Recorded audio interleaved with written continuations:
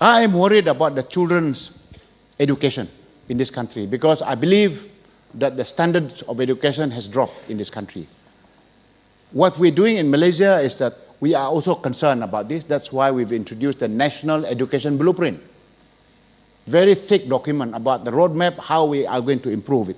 By the way, we've ranked every school in this country from number 1 to number 10,000. We have 10,000 primary and secondary school. We know which one is number 1. We also know which is number 10,000.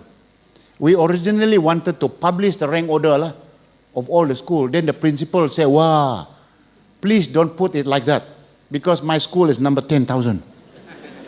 If you say to everybody that my school is 10,000, they become a ghost school because no parents will send the kids there. So they said the compromise is, why don't you put them in bands?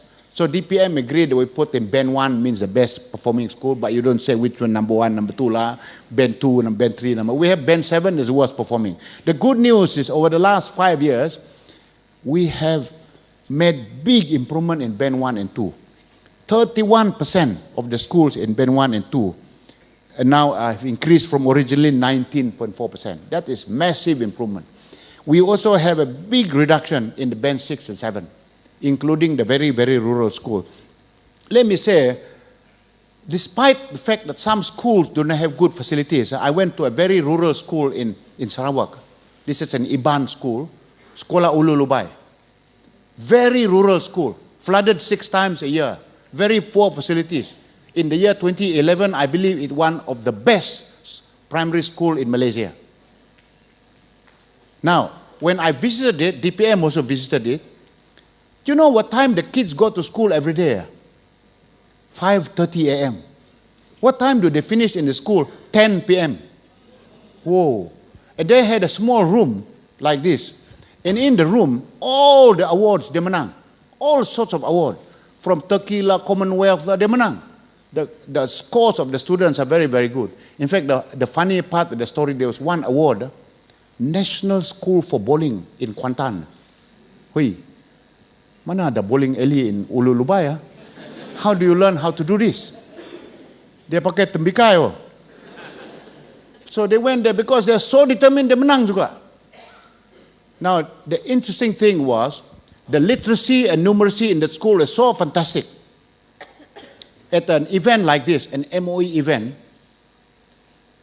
there was one teacher in Kelantan that challenged Principal Jaul. Jaul is the principal for the Sekolah Ulu Lubai. Then he said, oh, you are lucky, the students are doing well, 100% marks, etc. Because you are lucky, your students are good. My students in Kelantan, in my school, they're never going to read and write. Why don't I challenge you? I send 20 of my students to your school, you teach them to read and write. So Jaul said, okay. So they sent 24 Kelantanese kids from their school to Sekolah Ulu Lubai and stay in the longhouse for 2 months. After 2 months, send them back to Kelantan, all can read and write.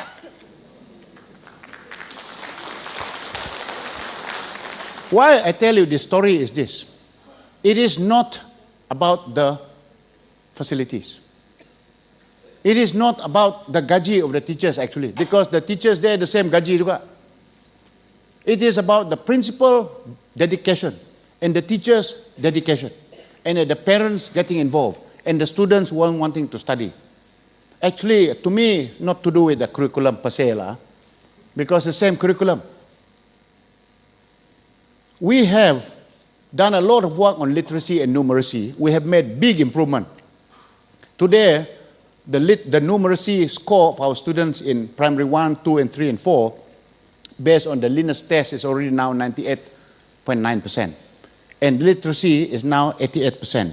This is big improvement from what it was before when we started. We are also concerned about the proficiency of the English language. So we decided to put all of our English teachers to sit for the Cambridge placement test. You know, when I spoke about this, I was invited to speak at Oxford University last month. And I showed this chart to the faculty leaders at the government school in Oxford University. The dean almost fell off a chair. He said, Idris, can you imagine you go and ask all the teachers in England who have been teaching for 20 years and you ask them to sit for the test, you have a strike. But in Malaysia, we did it.